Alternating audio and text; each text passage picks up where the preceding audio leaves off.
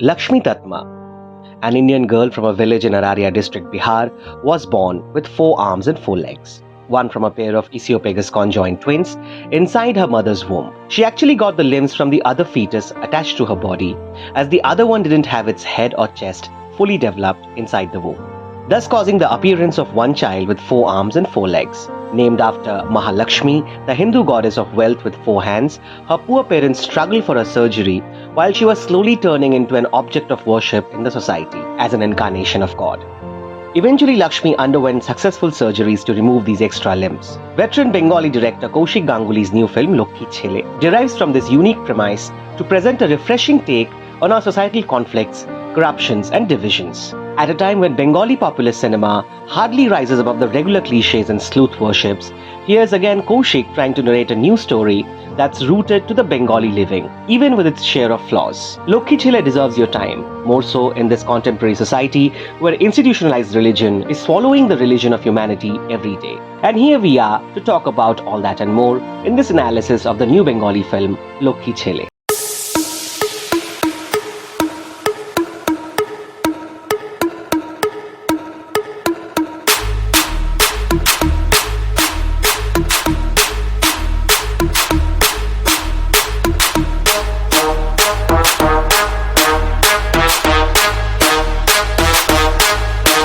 First things first, what Kaushik Ganguly achieves from the initial setting of Lokkhi Chhele is to get the audience engaged and involved in whatever is happening on screen. That's the basic which most Bengali filmmakers miss today in their ambitious pursuit of pseudo-creative conquests. 3 friends, Shibnath, Gayatri and Amir, are junior doctors who happen to land up in a remote village of rural Bengal, far away from the so-called enlightenment of Kolkata. This is the village where Lokkhi is born with 4 hands in a family of a supposed inferior caste. The family of the local landlord take up this unique opportunity to earn money, exploiting the medical deformity of the infant, campaigning her birth to be an incarnation of goddess Lokkhi in their otherwise unheard of village. For Lokkhi's own family, this also comes across as an overwhelming opportunity to get over the years of pain, humiliation and injustice. In a society where superstitions have way more influence than sermons, this strategic game plan from the landlord Rajat Roy and his gang has immediate taking, instantly converting the ever so deprived village to a popular place of pilgrimage. Small and large businesses flourish at the cost of Lokkhi and her family, as the infant is even deprived of basic medical checks since her birth. Well, who would vaccinate or treat the goddess, you see? Sacrilege at the surface and not a great brand image for Rajat's business underneath. And here's where these 3 friends who are pursuing the medical courses get stuck. Will they let an innocent kid die at the hands of superstitions, thus defeating the basic purpose of their profession? Do they have it in them to fight back the societal prejudice and rescue Lokkhi? The entire first half of the film gets into answering these questions as the friends and accompanying local reporter doubt, debate and quarrel on what should be their stand. Of course, Amir's Muslim identity only makes things worse as they question how to rescue the infant from the clutches of the all-engulfing superstitions and stigmas. The entire screenplay of the first half thus brings in a very effective tension for the audience who root for Lokkhi's rescue and the 3 friends to succeed. It's also this first half where Kaushik inserts captivating imagery to the happenings. The fair around Lokkhi's house lets us look into rural Bengal in unfiltered admiration. Hundreds queuing in for a look of Lokkhi, the guides in the back door, VIP entries, the stalls, the potent music by Prabuddha Bhattacharya and the overall vibe. Kaushik creates a stimulating ambience and brings in faces that have been missing from Bengali popular cinema for long.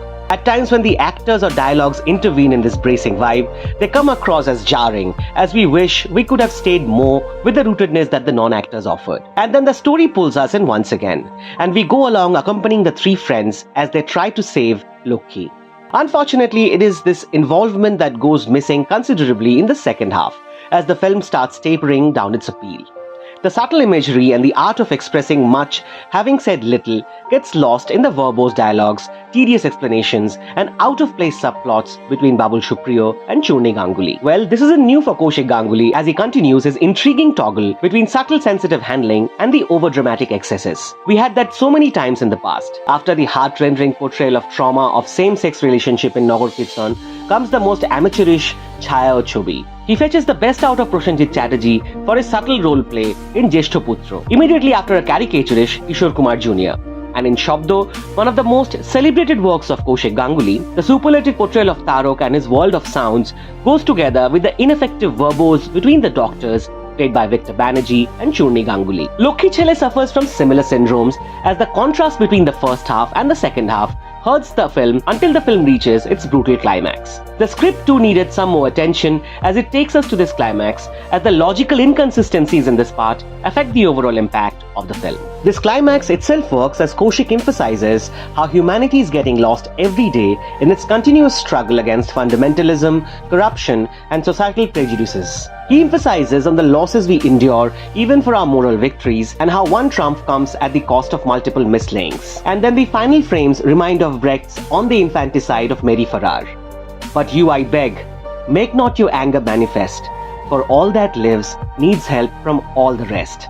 The playwright kept on saying, Jara jonmeche, tara jonmanoder sahajjo chaye, as it was translated in Bengali and as Lokkhi Chhele advocates well by the time the end credit rolls. This theme itself might find some more reflection in the film's cast, a unique blend of young actors like Ujaan, Ritwika, Purab or Indrasish, along with underrated veterans like Pradip Bhattacharya or Arun Guha Thakurda. While Ujaan in the titular role is effective in his performance, it's the nonchalance of Ritwika that worked best for us. However, it is the actor playing Lokkhi's mother who steals the show, as her face expresses way more than the dialogues for her or any other. Lokkhi Chhele is a film that belongs to its time and space. You might not be rewarded with much cinematic flair, but the honest attempt works. The sane voice affects. Give it a chance, we say.